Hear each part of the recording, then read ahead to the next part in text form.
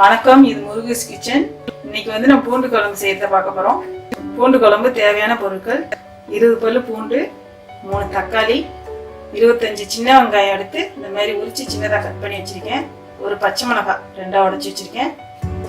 புளி வந்து இவ்வளோ ஊற போட்டு வச்சிருக்கேன். சாம்பார் பொடி வந்து 1.5 ஸ்பூன் எடுத்து வச்சிருக்கேன்.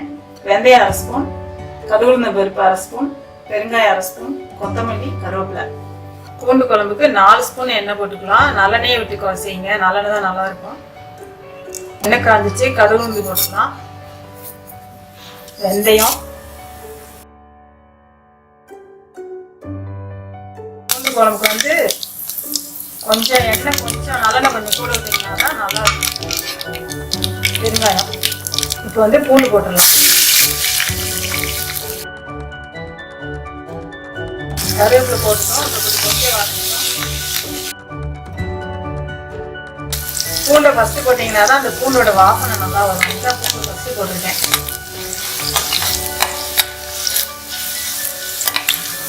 வெங்காயம் போட்டுக்கலாம்.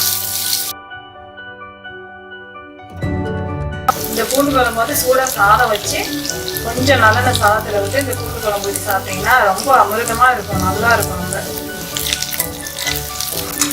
பச்சை மிளகாய் போட்டுக்கலாம். இந்த வெங்காயமும் பூண்டு நல்லா பொன்னிறமாக வந்துருச்சு. இப்போ நம்ம தக்காளி போட்டுடலாம்.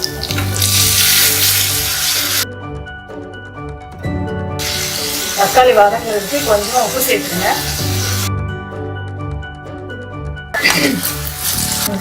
சின்ன வெங்காயத்தை வந்து இது மாதிரி கட் பண்ணி போட்டிங்கன்னா எல்லாம் சேர்ந்து வரும். சாதத்தில் பிசைஞ்சு சாப்பிட்றப்ப எல்லாமே சாப்பிட்டுடுவீங்க. முழுசாக போட்டிங்கன்னா வந்துட்டு சில பேர் வெங்காயம் பிடிக்கணும்னு எடுத்து தனியாக வச்சுருவாங்க. இந்தமாரி போட்டிங்கன்னா எல்லாம் சாதத்தில் பசஞ்சு சாப்பிட்றப்ப நல்லாயிருக்கும். இப்போ வந்து நம்ம சாம்பார் பொடி போட்டுடலாம். இப்போ வந்து புளி சேர்த்துடலாம். இதுக்கு கொஞ்சம் தண்ணி விட்டுடலாம். இதுக்கு தேவையான அளவு போட்டுக்கோங்க, பார்த்து போட்டுக்கோங்க. உப்பு ஒரு 10 நிமிஷம் மீடியம் ஃப்ளேமில் வச்சு இப்படியே கொஞ்சம் நேரம் கொதிக்கட்டும். அப்புறம் பார்க்கலாம். பார்த்தீங்கன்னா நல்ல எண்ணெய் கக்கி பாருங்க, நல்லா வந்துடுச்சு.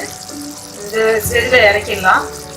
காரம் வந்து நான் கொஞ்சம் கம்மியாக போட்டிருக்கேன். நீங்கள் வேணுன்னா இன்னும் கொஞ்சம் சாம்பார் பொடி கூட போட்டுக்கோங்க. கொத்தமல்லி தூவிட்டு ஸ்டவ் ஆஃப் பண்ணிடலாம். இந்த பூண்டு குழம்பு வந்து உருளைக்கிழங்கு பொடிமாஸ், வாழைக்காய் பொடிமாஸ், இது ரெண்டுமே நல்ல காம்பினேஷன், நல்லாயிருக்கும். இந்த பூண்டு குழம்பை வந்து இன்றைக்கி வச்சுட்டு நாளைக்கு சாப்பிட்டா ரொம்ப சுவையாக இருக்கும். நீங்களும் இதை வீட்டில் செஞ்சு பாருங்கள். இந்த வீடியோ பிடிச்சிருந்தா லைக் பண்ணுங்கள், ஷேர் பண்ணுங்கள், சப்ஸ்கிரைப் பண்ணுங்கள்.